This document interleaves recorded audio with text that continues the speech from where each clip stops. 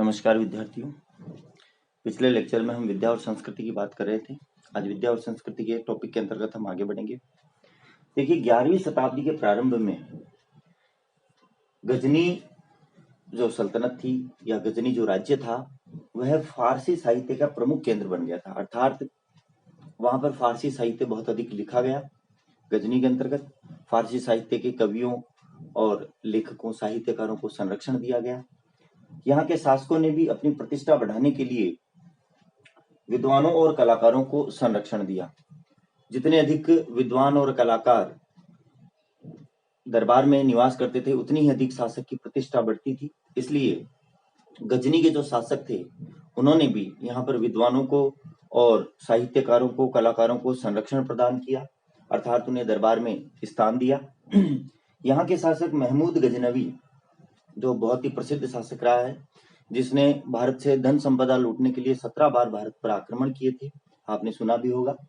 तो यहाँ का जो शासक था महमूद गजनवी, उसने अपने चारों ओर कवियों का एक समूह सा एकत्रित कर लिया था। अर्थात बहुत अधिक उसने कवियों और साहित्यकारों को संरक्षण प्रदान किया था, जिन्होंने काव्य संग्रहों, जिन्हें दीवान कहा गया है, काव्य संग्रह को दीवान कहा गया है, तो काव्य संग्रहों और महाकाव्यों, जिन्हें मथनवी कहा गया है, महाकाव्य को यहाँ मथनवी कहा गया है फारसी भाषा के अंतर्गत, इन सब की रचना की।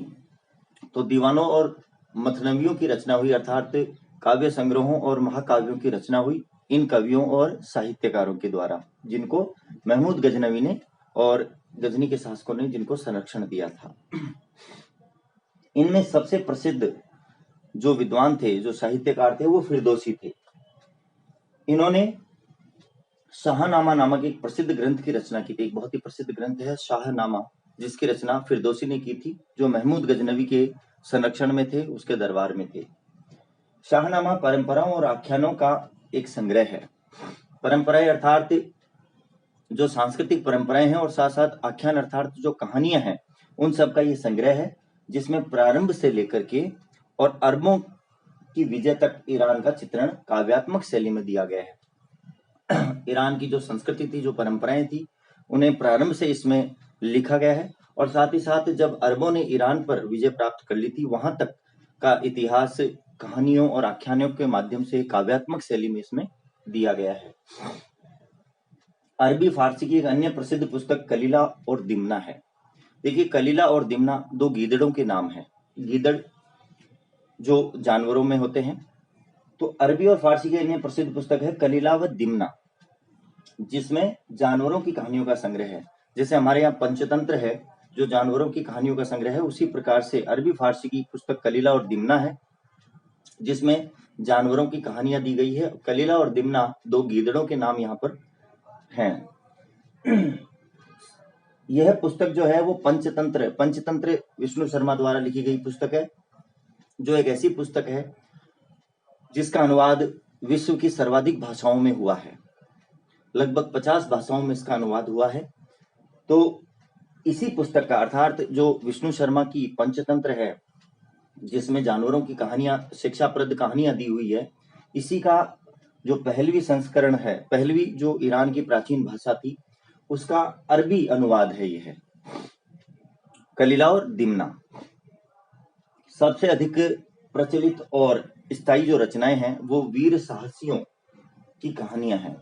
सबसे ज्यादा जो अरबी फारसी साहित्य के अंतर्गत सबसे अधिक पुस्तकों की रचना हुई, सबसे अधिक पुस्तकें जो पढ़ी जाती थी, वो वीर और साहसी जो यात्री होते थे या जो लोग होते थे, उनकी कहानियां यहाँ पर हैं।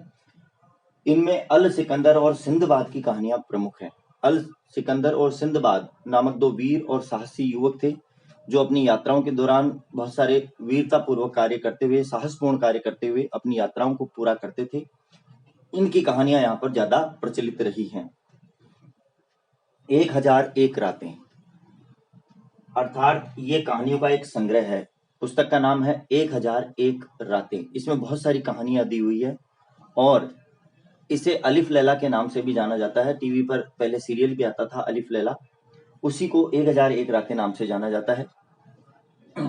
ये जो कहानियां हैं, जो बहुत सारी इसमें कहानियां हैं 1001 रातों की, ये एक ही वाचिका, अर्थात एक ही महिला द्वारा, जिसका नाम शहरजाद था, उसके द्वारा अपने पति को एक के बाद दूसरी रात को सुनाई गई थी। शहरजाद ने ये जो कहानियां थी 1001 रातों तक अपने पति को सुनाई थी।